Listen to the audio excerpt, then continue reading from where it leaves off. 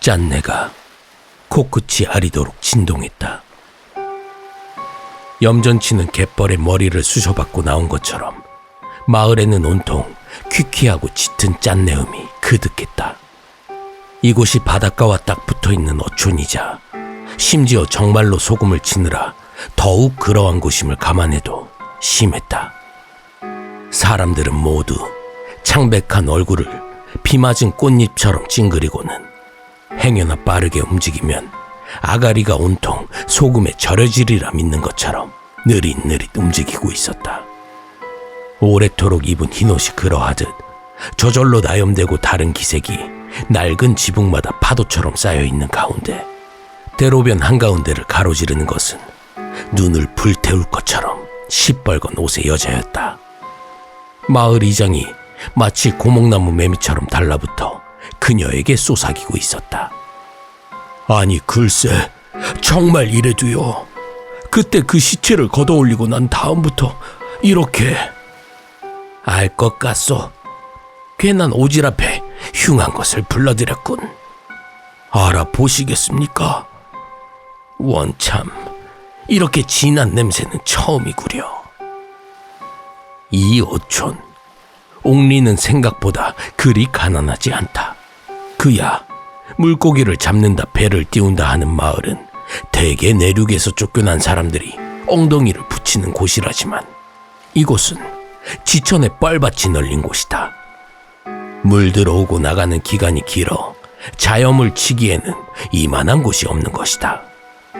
뻘에 우물을 넣고 바닷물을 모아 짠물을 만들고 또 그것을 말리고 찌고 끓여야 간신히 한 줌 소금을 얻는다지만 이만큼이나 넓고 보면 사정이 다르다.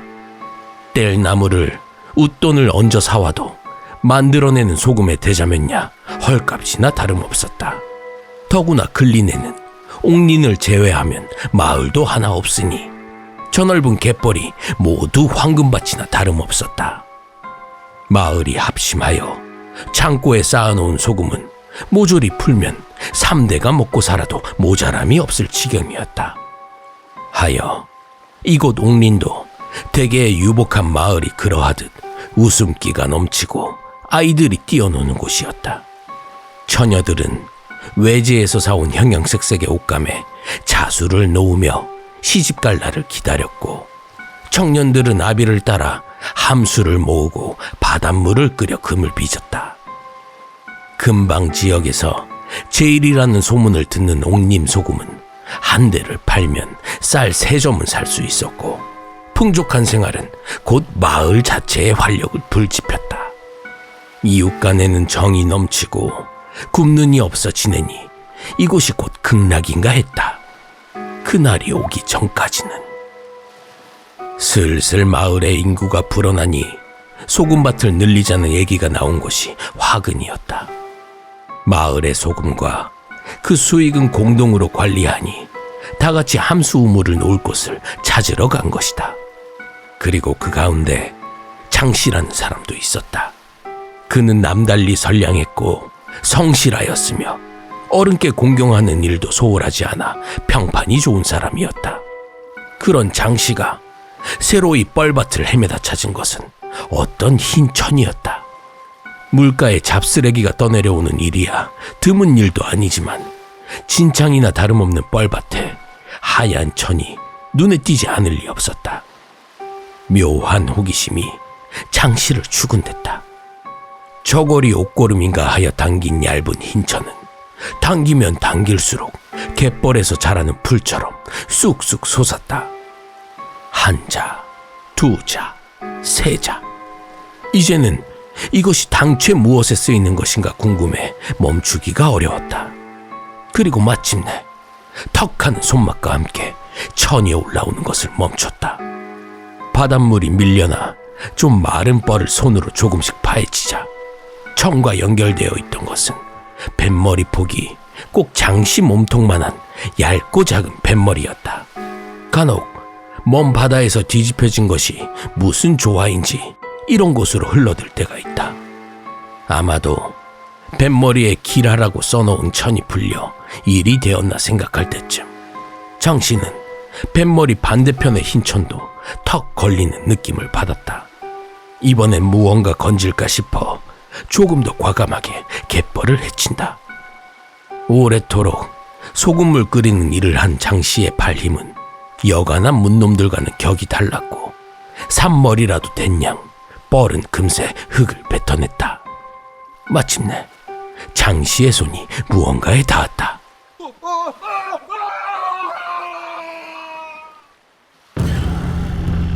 으악!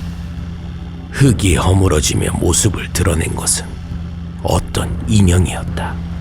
어찌 보면 곶감 같기도 했다. 한때 축축한 제 살점을 가지고 있던 것을 말려 피륙을 상접하게 했다가 물을 부어놓으면 꼭 저런 모양이 될 것 같았다. 뻘 흙을 덜어내고 봐도 새까맣게 탄 피부, 생전에 메마른 것인지 나뭇가지처럼 가느다란 팔뚝은 죽은 뒤에 염장한 것처럼 쪼글쪼글하게 젖어 있었다. 장씨가 저도 모르게 발버둥치며 밀어낸 흙더미 사이에서 빼꼼 고개를 내민 것은 팔 주인의 얼굴이었다. 그의 깨깨마른 발뚝처럼 뺨 밑에 그늘을 들이내온 시체는 쪼글쪼글한 눈을 쫙 감은 형상이었다. 장씨는 당장에 그 사실을 주변을 탐색하던 마을 사람들에게 알렸다. 어쩌면 먼 바다에서 항해를 하다 죽었으리라 여겨지는 시체는 장정 서너시 코와 입가에 천을 두르고 끄집어냈다. 그 깡마른 몸뚱이는 놀랍게도 진흙 뻘밭에서도 한 점 잃어버리는 일 없이 모두 꺼내어졌다. 그러나 그 와중에 덜컥 시체를 보느라 간담이 상해 곁에서 헐떡이고 있던 장씨가 기어코 무릎을 꿇더니 허리를 뒤로 까디집었다. 이보라! 정신 차려! 입고 있던 옷이 갯벌의 흙에 진창이 되도록 나뒹굴던 장씨는 결국 자신이 파낸 시체 옆에서 숨이 끊기고 말았다.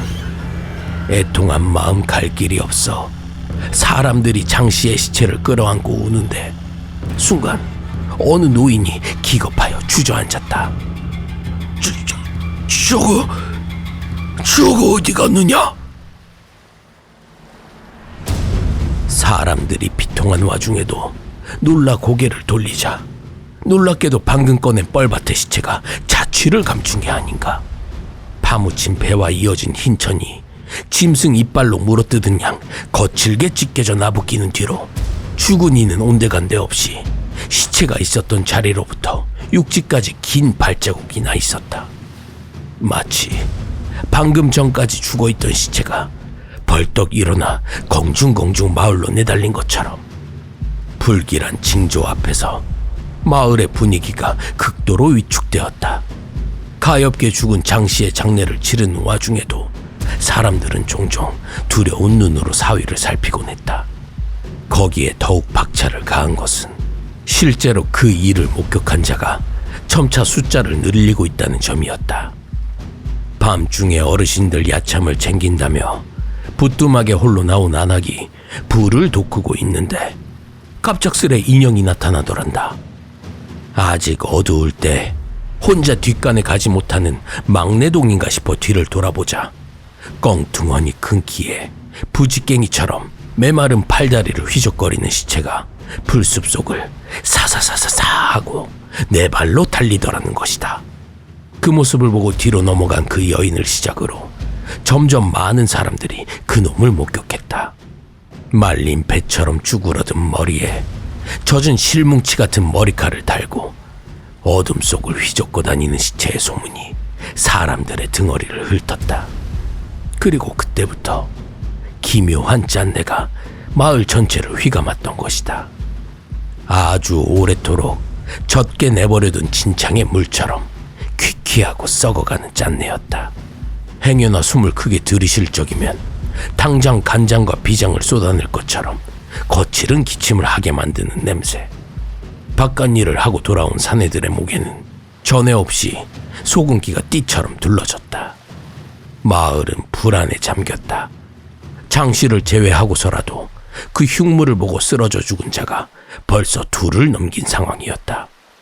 결국 마을 이장이 아껴두었던 소금을 팔고 그 돈으로 무당을 들인 것이다. 빨간 무복을 입고 있는 무당이 혀를 찼다. 그것은 엇갈살이요. 무당의 법도를 어기고 오래도록 죄지은 놈의 말로지. 제 신기를 미끼 삼아 남의 불안을 부채질하고 또 그렇게 번 돈을 부정하게 쓰면 이르는 것이요. 그런 것이 왜 우리 바다에? 이장이 억울한 듯 물었다. 그렇게 죽이는 것이니까. 죽어서도 다 갚을 수 없는 죄를 진 무당은 요물이 되어 땅에서도 바다에서도 죽일 수 없어. 함부로 목숨을 취했다간 흙과 물에 도끼가 들고 사람이 죽지. 하여 제 몸 하나 간신히 누일 얇은 돛배에다가 희고 질긴 목면천으로 밧줄을 맺어 놈과 연결하오. 바다에 뛰어들어도 뱃머리에 묶인 목면줄에서 달아나지 못하도록. 그렇게 육지에도 바다에도 발 디딜 수 없도록 주문을 걸어 배를 띄우면 끝이오. 오래도록 햇빛과 바람, 짠물에 찬찬히 녹여 죽이는 게지. 헌데 그 빌어먹지도 못할 놈이 제 딴에 국리를 부린다고 갯벌의 머리를 잡아갔군. 하기야 뻘은 묻도 아니고 바다도 아니니. 그리고 그런 놈을 무사람이 꺼내어주는 바람에 주술이 풀려 이 마을로 달아난 게요. 그 장실한 사람 참 안 되었어. 어떻게 되겠습니까? 그놈 때문에 죽은 사람이 벌써 3명이나 됐는데. 이장의 말에 무당이 미간을 획 구겼다. 옷차림처럼 빨갛게 칠한 입술이 이지러지다가 간신히 말을 뱉었다. 모르겠소. 본디 배에 실어보내면 여간 강한 무격도 숨이 끊어지는데 저렇듯 사악한 궁리를 하는 놈이면. 무당은 마을에 도착하자마자 빈집에 자리를 잡았다. 죽은 사람 가운데 한 사람이 살던 곳이었다. 집에 즐비한 온갖 가구들을 내어놓고는 하루가 다 가도록 기도를 올리는 소리가 문 밖을 넘었다. 마을 사람들은 불안한 눈으로 그곳을 기웃댔다. 괜시리 부정타지 말라며 이장이 청년들을 부려 사람들을 멀리 치웠지만 눈길만은 막을 수가 없었다. 충혈되고 갈급하고 강구하는 눈이 벽과 대청을 싹싹 핥았다. 그 뒤로 거의 사흘이 지난 밤에야 무당이 집을 나섰다. 도실하게 살이 올랐던 뺨은 척척하게 내려앉고 눈 밑은 거먹하게 죽었는데 그 빛만 형형하게 살아 찔러 죽일 듯한 눈이 번들거렸다. 이 마을 사람들 모두 마을 중앙에 있는 소금 창고로 모으시오. 엇갈살이는 바깥을 떠도는 것 같아도 산 사람 기운이 없으면 시들어 죽으니 놈도 그곳으로 올 것이오. 소식을 들은 사람들이 죽을 때 닫은 짐승처럼 느릿하게 소금 창고로 들어가는 동안 무당은 들고 있던 짐보따리에서 무언가를 꺼냈다. 그것은 방울도 부채도 아니라 바로 활이었다. 소의 뿔로 대를 세운 듯 말갛게 누렇고 흰빛이 활대 위를 자르르 흐르는데 사이사이에 빨간 색실로 감아놓고 문자를 새겨놓은 것이었다. 부려놓느라 동그랗게 말린 것을 불을 쬐어 활대를 펴니 여자 몸으로도 쏘기에 괜찮다 싶은 작은 활의 모양이 되었다. 하지만 문제는 따로 있었다. 그 대가 쏘기에 적합한지를 떠나 시위랍시고 걸어놓은 물건이 축 처진 것이다. 절에서야 줌통을 잡고 아무리 당겨도 체구가 작은 무당의 몸으로는 한 발도 쏘기가 힘들어 보였다. 저만한 시위를 잡고 쏘려면 저보다 덩치가 2배는 커야 어림이나 해볼 만했다. 사람들이 모두 빠짐없이 모이자 이장이 무당에게 다가왔다. 다 모였습니다. 어찌할까요? 무당은 곧장 대답하는 대신 활을 어깨에 메고 보따리 든 반대손에 불 피웠던 채를 한 줌 들었다. 들어갑시다. 이장이 먼저 들어가자 무당은 마지막으로 창고에 들어와 손에 쥐었던 재를 문에 펴발랐다. 석석 하는 소리와 함께 답답하게 사람들을 짓누르고 있던 짠내가 조금 옅어졌다. 그것만으로도 몇몇 사람들은 깊은 숨을 토해내며 편안해하는 표정이었다. 그러나 무당은 안심하는 대신 또다시 보따리를 뒤적여 무언가를 꺼냈다. 노쇠로 만든 듯한 촛대와 거무죽죽한 붉은색으로 부정문을 써둔 흰초였다. 그녀는 정갈하고 단호한 손짓으로 촛대를 세우고 초에 불을 피웠다. 사방을 가득 메우고 있던 깊은 어둠이 한 뼘만큼 물러났다. 기도를 하는지 손을 마주 비비며 경문을 외던 무당이 곧 눈을 뜨고 일어났다. 어깨에 메고 있던 활을 양손에 들자 사람들 사이에서도 긴장감이 흘렀다. 이 활은 범속에란 물건이요. 나의 신어머니께서는 본디 사람을 물어 죽이는 호랑이 잡는 일을 하셨어. 홍살이 귀것을 주로 물리치셨지. 그리고 그분이 일생에 걸쳐 강원에서 전라로 쫓은 가장 흉악한 범이 있었어. 지금에 와선 이름도 잊혀졌으나 수십 년 동안 1000명에 가까운 사람을 잡아먹은 마물이었으니 이 시위는 호랑이의 심줄로 만든 것이요. 그놈이 다른 범과 다르게 특출난 특기가 하나 있었는데 바로 산 사람의 냄새를 맡는 것이지. 놈에게 쫓기던 사람이 물어 죽인 시체 사이에 숨어도 조금도 속지 않았다고 하오. 그리고 이 시위에도 그 마물의 성질이 남아 산 사람을 겨누고 당기면 화살이 날지 않소. 그러니 내가 이제부터 이 촛대 주변을 돌며 시위를 당기고 쏘는 신용을 할 것인즉 결코 소리내거나 움직이지 마시오. 사람들이 몸을 굳히고 어깨를 좁혔다. 곧 흰천으로 눈을 가린 무당이 활의 줌통을 손에 쥐고 반대편 손을 늘어뜨려 화살을 가볍게 쥐었다. 숨을 들이쉬고 내쉬는 소리가 귓전을 핥았다. 산 사람이라면 누구나 내는 소리지만 이 안에서 누구도 저렇듯 크게 낼 수 없는 소리였다.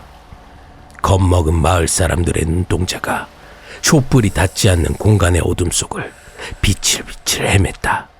바닥까지 늘어지는 길고 흰 천으로 눈을 가린 무당은 엄숙한 표정으로 허공을 향해 활 시위를 튕기기 시작했다.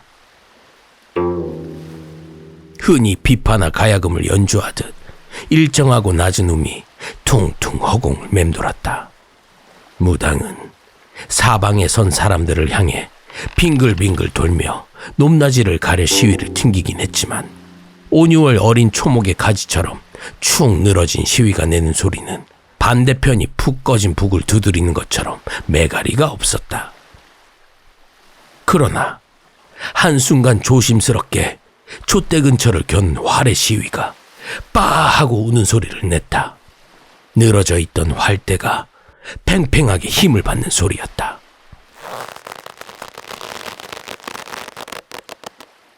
이놈!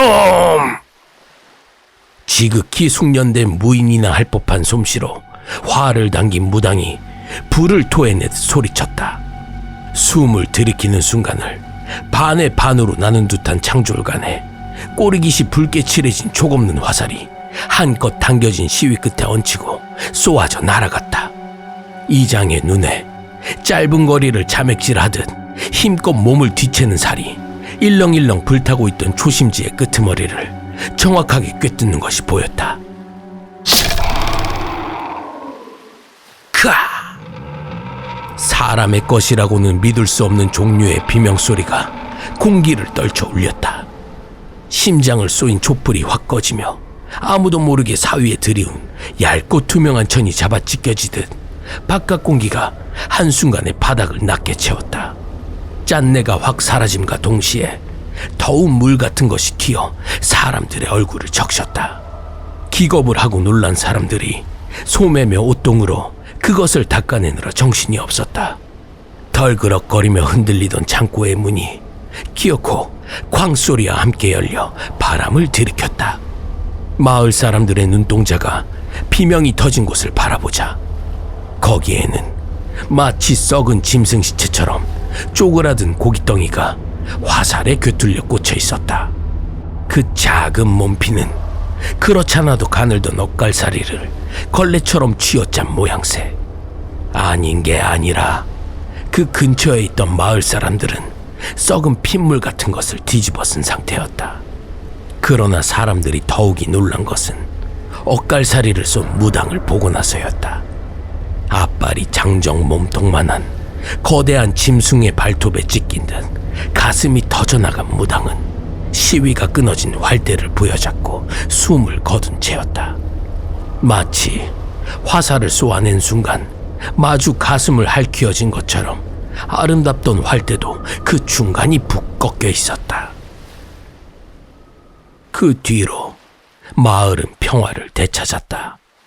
이를 해결한 무당의 유해는 수습해 고향으로 보내고 시신을 받은 신하들에게 훌륭한 일회값을 충분히 치렀다. 소문은 곧 사라지고 사람들 사이에서는 어쩌면 공공연한 헛것이나 본 게 아닐까 싶을 만큼 마을은 정상으로 돌아왔다. 그러나 가끔, 아주 가끔 마을 외지에는 새로이 소문이 돌았다. 그 전까지는 맛도 좋고 훌륭하던 옥린 소금이 조금 변했다는 것이다.